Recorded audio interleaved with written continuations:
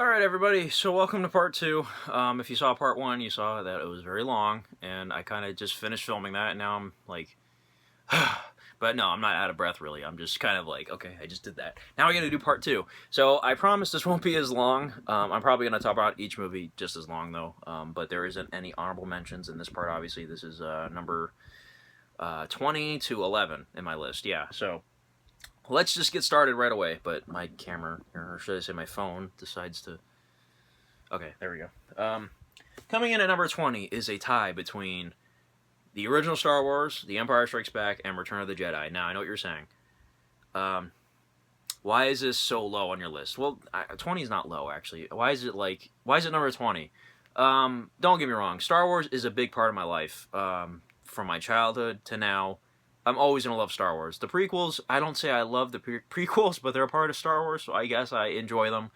Episode 3, I actually think is not that bad, but it's still a bad movie. But it's got plenty of meme-worthy stuff in it, for those of you who follow me on Instagram.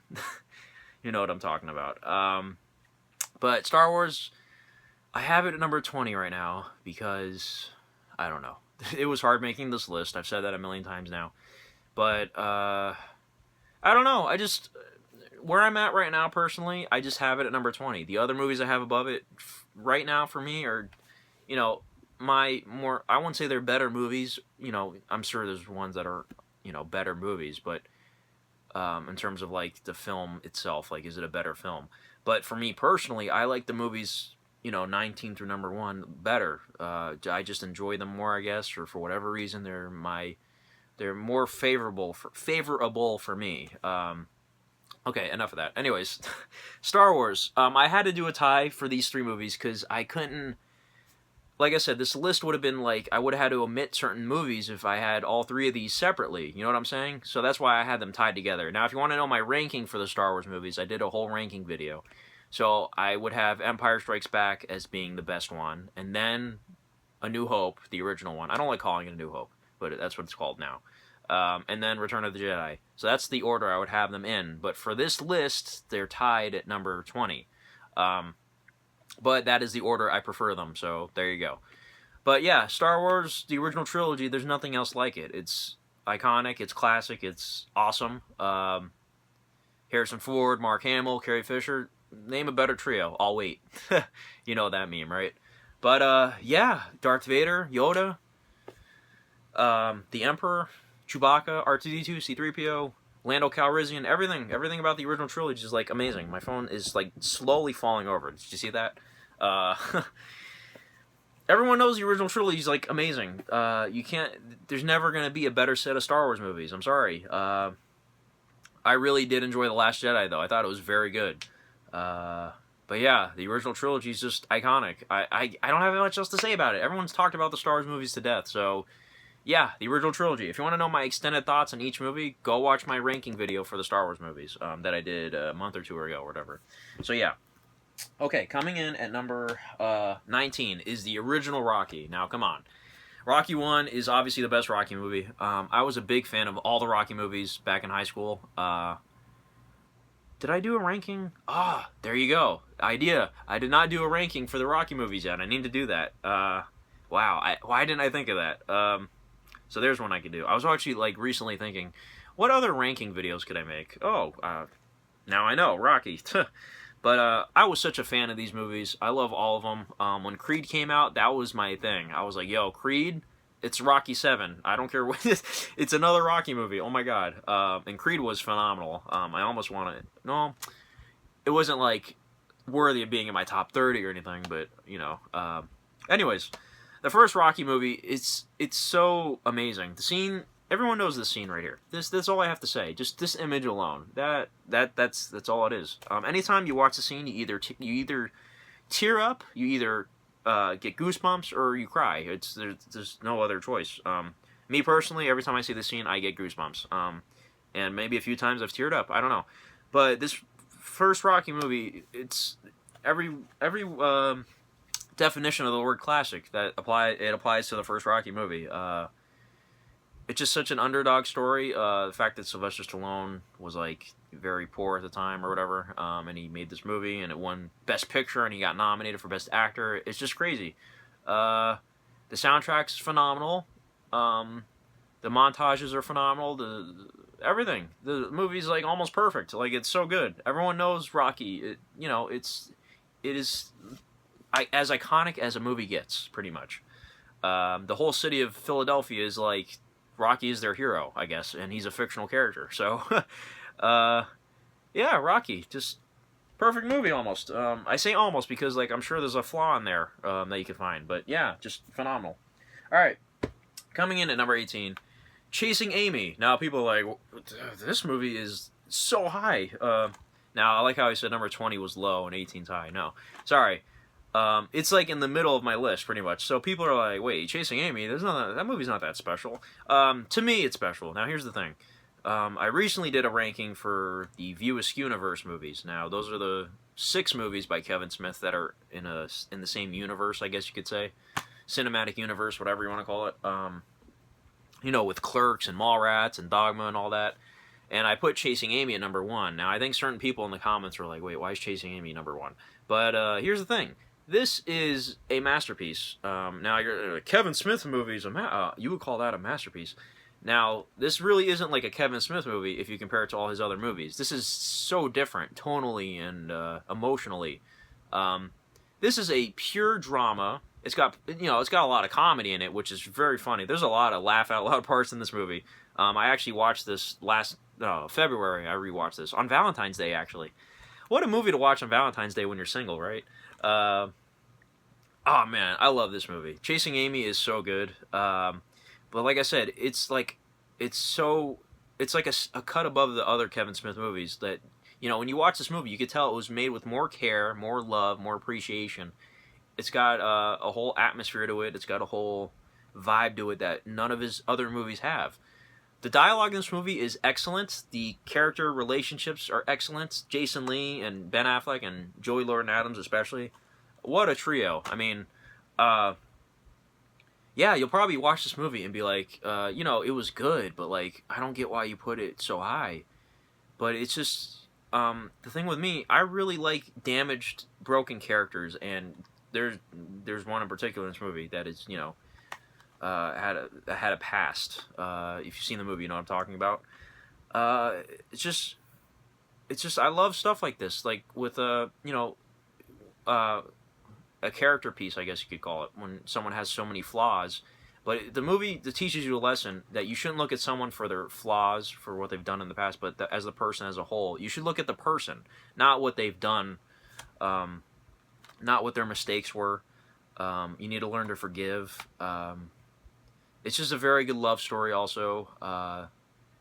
This is my personal favorite, like, love movie, I guess you could say. Love relationship movie. This is a great movie. I'm sorry. I really do love it that much. Number 18. I don't know if anybody else loves this movie as much as I do, but it is that good. Chasing Amy, awesome. Jay and Silent Bob are in it. Yeah, I know. So you're like, well, this is like a stoner movie, right? No, it's not. It's different. I think I talked about it in more detail in that ranking video I did. So watch that if you'd like. But Chasing Amy is a masterpiece. Kevin Smith made a damn good movie here. So, yeah, I don't have much else to say. But, it's more of a personal thing for me. I don't know. Just something about me and this movie just connects. It just works. Yeah, and you can watch this anytime, too. It's easy to watch. And there's parts where you laugh. There's parts where you cry. And it takes you through all the emotions, you know what I mean? And I like when a movie can do that. So that's just me. But Chasing Amy, phenomenal movie. All right, enough about that. Let's get on to number 17, American History X. Now, Edward Norton is phenomenal in this movie. Got nominated for an Oscar, but did not win, sadly. If you know anyone that has any racist inclinations, is a racist, whatever, has hatred towards a particular culture or race or, anything, just show them this movie. And I don't know if it'll cure their racism or whatever, but this movie really opened my eyes to, like, how people view each other, and it's not one-sided either. There's a balance in this movie. It's not just white people hating, you know, every other race or whatever. It also shows, you know, other people against the white people. There's a balance. You always have to have a balance. That's what I had a film teacher in high school that taught me that movies about, let's say, like a war movie, for instance, there needs to be a balance between like the brutality the enemy shows us, but also the brutality we show the enemy. So yeah, like you can't always just show, you know, Americans in a war movie getting tortured left and right and not show how brutal we can be, for example. You have to have a balance.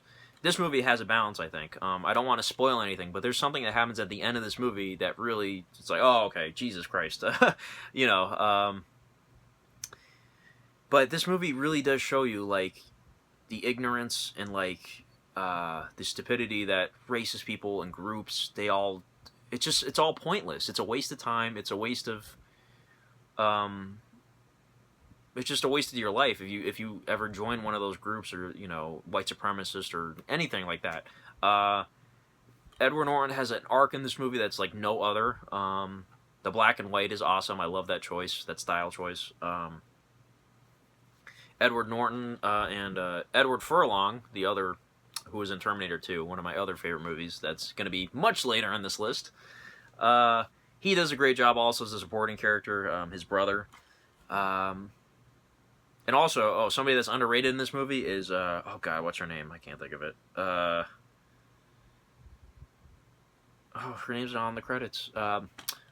Beverly D'Angelo, there you go, from the Vacation movies. She plays the mother in this. Oh my god, what a performance. That is what you call underrated. Her performance is not getting enough attention. But this movie, I'm sure you've seen it. A lot of people have seen it. American History X. Just, it's phenomenal. It's really good. Such an important lesson to be learned from this. Yeah, just a great movie. I don't have much else to say, you know, and it's not long either. You can watch it anytime, and it just breezes by. I've seen this movie like a billion times. It's so easy to watch, but, you know, it's very emotional at the end, especially. There's certain scenes that are emotional, but the ending is like, wow. Just a very powerful movie. Don't have much else to say, but American History X, masterpiece. And the director, unfortunately, hasn't made many other movies. I don't know what's up with that. He needs to, like, have a comeback or something. All right, next up is number 16. Now, this is another tie. I think it's the last... Yeah, this is the last tie I'm going to have. So, no more... You don't have to worry about that anymore.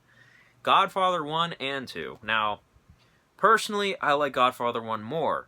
But I do acknowledge that Godfather 2 is, like, a better movie. But not, like, just by an inch. Godfather 2 is a better movie by, like, a mile, okay? Godfather 2 has a thing going on in its structure and its, like, storytelling that is way better than the first movie that I never noticed when I first saw, you know, these movies.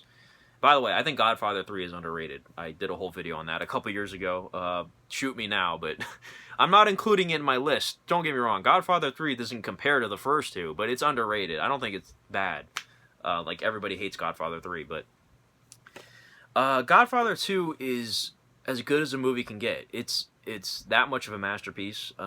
Robert De Niro playing young Vito is like one of the best decisions ever. The whole idea of intercutting between Michael's story and Vito's young story is like brilliant. Michael's villainous character is crazy when you compare it to the first movie. Everything with Fredo, everything with Kay Adams. You know, it was an abortion, Michael. Oh, that's kind of a spoiler. I'm sorry. Godfather 2 is a pure masterpiece. Now, first Godfather, though, I like more. I know I've just said all the great things about Godfather 2. But me personally, I think Godfather 1 has a better flow to it. It's easier to watch. It's got more memorable parts, definitely, I think. But, you know, Godfather 2 is still the better movie, I think. But Godfather 1, for me, I enjoy it more. I just like how, you know, it's a 10-year story and how everything changes over the 10 years, what happens overall with the characters and certain deaths and certain events and certain things. Yeah, everybody's seen these movies, so you already know what I mean, but I'm just going to have them at a tie for now. Godfather 1 and 2 are just going to be tied, but I personally like Godfather 1 a little more, but Godfather 2 is definitely a better movie by, like, a lot. So, yeah. Godfather 1 and 2, number 16. There you go. I was looking at my list there. Couldn't find it. All right, number 15 is As Good as It Gets. Now, this is what you call a beautiful movie right here. Because you have three people. Greg Kinnear, who plays Simon, right? That's his character's name? I watched this recently, actually. Helen Hunt, who plays... oh, God. I'm trying to think of their names without, like, having to look at the back. Oh, God. All right, I'm going to have to look at the back. Sorry. Carol, there you go. And then Jack Nicholson as Melvin, Mr. Udall. Just three characters that have their own story in this movie that intertwines at the end. Or should I say the last third or last half of the movie. Brilliantly intertwines all their stories. But these are three characters that are damaged. They have their own flaws, their own strengths, their own weaknesses. But it's like, this movie is about kind of looking at the kind of like Chasing Amy, you know what I mean? This is also kind of a love story too. But I don't really rank it higher than Chasing Amy for it being a love story. I rank it higher as, like, you know, more enjoyable personal experience for me. This movie's very fun to watch, but it's also very sad at times. There's a lot of dark comedy too with Jack Nicholson's character. Man, Jack Nicholson's character arc in this is like none other. How he goes from being this despicable person, and then, you know, I don't want to give it all away, but, you know, As Good as It Gets, the title, yeah, this is as good as it gets. And there's that scene too where he's in the psychiatric ward or whatever, or therapist office, whatever it is, and he's like, is this really as good as it gets? The scene with him and the dog, especially, just, and he's playing the piano, you know. Oh man, I love this movie. As Good as It Gets really is as good as it gets. Oh God, I don't really have much else to say, but this was directed by James L. Brooks, who, you know, was one of the people who makes The Simpsons and stuff like that. Not the main person, that's Matt Groening, but wow, just a great movie. Definitely well-deserved Oscar wins for Jack Nicholson and Helen Hunt in this. I don't know, just a great character piece on three strong characters that is, I don't know, it's just a beautiful movie. But anyways, yeah, As Good as It Gets. I don't have much else to say. I'm just kind of rambling. Alright, number 14 is Shaun of the Dead. Now, I love Shaun of the Dead. Definitely my favorite in the Cornetto trilogy. Edgar Wright, great director. This has been one of my favorite movies since, like, 4th grade or something like that. I remember the first time I watched this movie. Unfortunately, it was censored, obviously. It was on Comedy Central, I think. But I just remember watching it like, oh my God, I never knew a zombie movie could be so fun. Well, it's kind of like a horror comedy movie, if you look at it. Shaun of the Dead has always been my number one favorite zombie movie, right? Yeah. And you're probably like, well, you know, it's comedy though, it's not really a zombie movie. Yeah, it is a zombie movie. There's zombies, people get torn apart and eaten and killed, and there's actually sad parts in it, but this movie is so fun. Like, it's just like, especially with Shaun and Ed. Shaun and Ed is what makes this movie, like, super fun. This movie you can watch at any time. It's got so many memorable quotes, you know, I'm going to the shop, what do you want? And he's like, Cornetto, and then, you know, there's a girl in the garden. Oh God, if you've seen Shaun of the Dead, you know what I mean. It's a very fun movie. I love it. I don't have much else to say. Like, it's just, you've got red on you. There you go. God, I love this movie. Simon Pegg is great in this. The whole cast is great, but man, Shaun of the Dead is so entertaining. And they're going to the Winchester. Oh God. Shaun of the Dead, awesome. I didn't really review the movie. I just kind of quoted it, but yeah. All right. Anyways, number 13, One Flew Over the Cuckoo's Nest, another Jack Nicholson Academy Award winner. This one, Best Picture, Best Actor, Best Actress, Best Screenplay, right? And then also, what's the other one? The Big Five, right? Best Picture. Oh, Best Director. There you go. It won the Big Five, I think.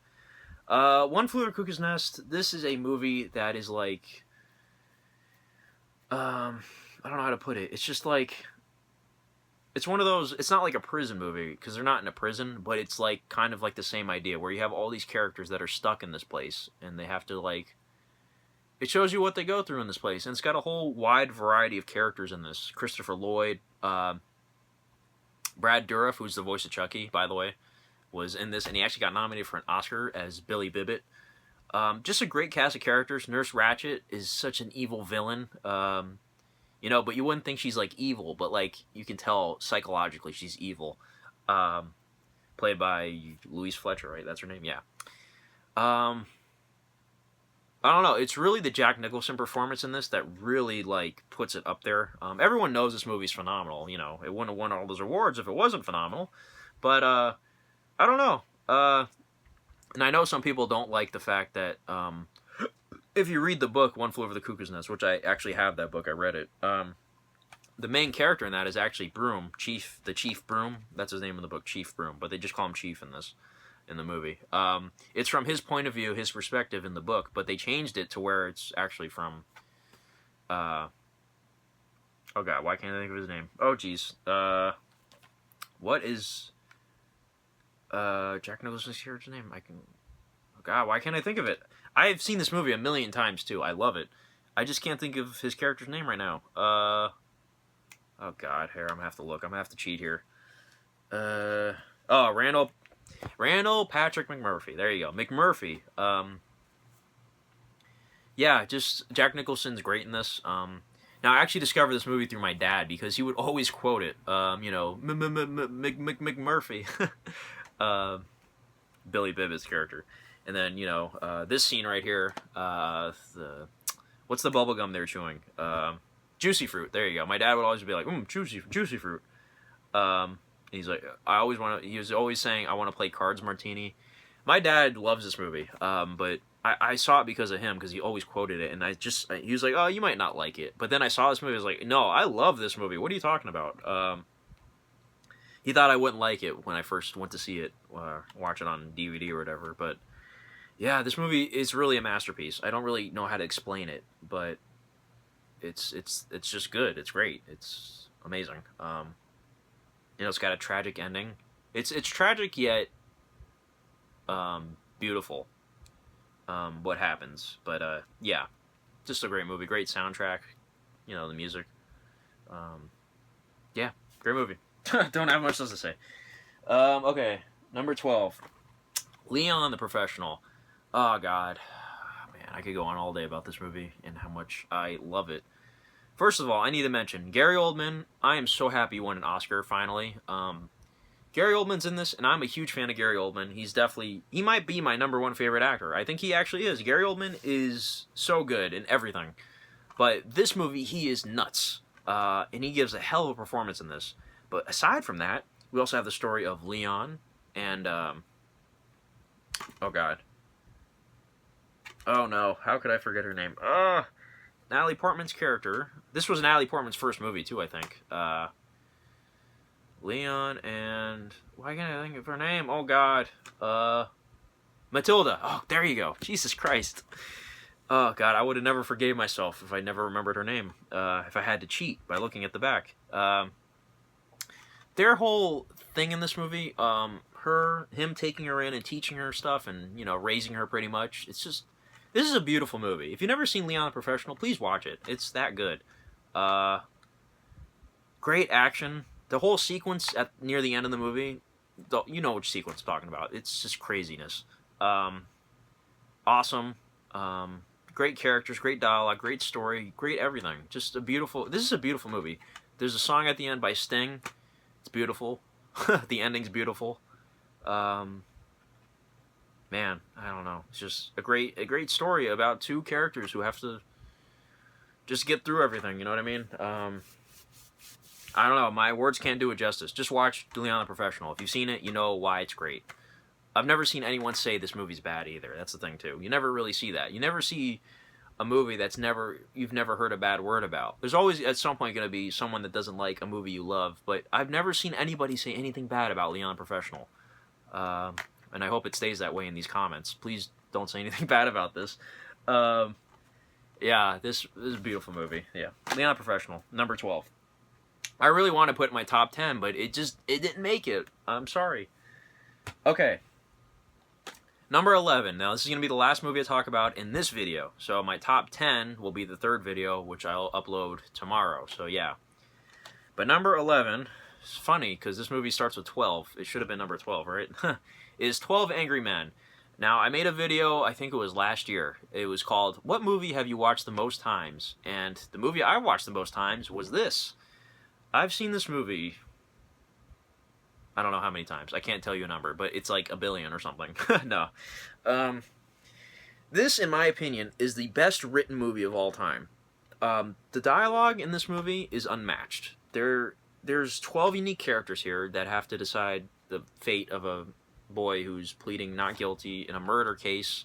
And these 12 men, or jurors, I should say, have to figure it all out. And there's one juror, played by Henry Fonda right here, number 8, that is convinced he could be not guilty because there's always a reasonable doubt. But there's all these people that think, no, he's guilty. But the thing I connect with about this movie is I hate when people are so, like, okay, they have an opinion on something. They always have a solid thing in their mind, like, okay, my opinion is my opinion. Like, you can't change my mind.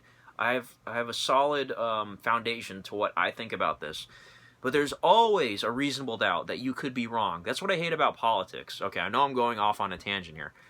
But the thing I hate about certain people, or a lot of people have this flaw, where like you have an opinion on something and you're like, okay, there's no way you can change my mind. There's no way I'm wrong.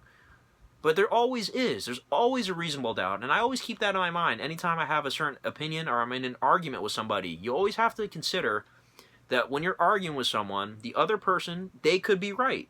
And you could be wrong. But everyone has such an ego, you know what I mean? Such a pride in what they think that they don't think they could be wrong. They think, oh, I'm absolutely right. And that's what I hate about politics, because everyone always has an opinion that, oh, you can't change my mind. Especially with all this stuff going on with guns and everything. Now, I don't have like a particular stance on the gun thing, but I just hate how people always take sides, and they're like, you don't look at the other side has. Sure, you think the other side says negatives, but there's always positives and negatives on both sides. But they're always just like, no, I'm pure this side of the argument.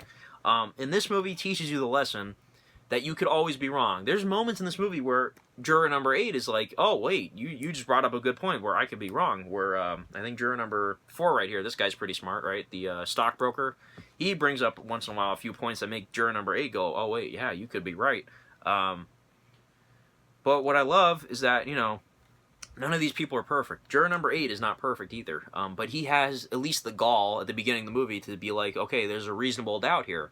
And everyone slowly, you know, learns that, yeah, this boy could be innocent. But as, you know, the movie itself, though, directed by Sidney Lumet, who passed away a couple years ago, he was a great director. He did Network and another one, I think. I can't think of. Dog Day Afternoon, there you go. That's a great movie. But this movie itself, great directing. It takes place mostly in one room, and there's so many parts in this movie where the camera just keeps rolling. So many long takes. I remember the first time I watched this, right?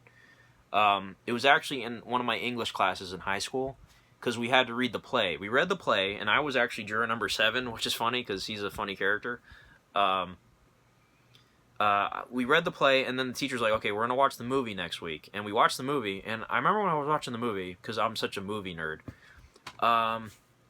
there's like the one, I think it's like the first shot where they go into the room, and the camera just keeps going and going when all the characters like starting to talk to each other and stuff before they actually sit down to vote or whatever, say who's guilty, who's not guilty.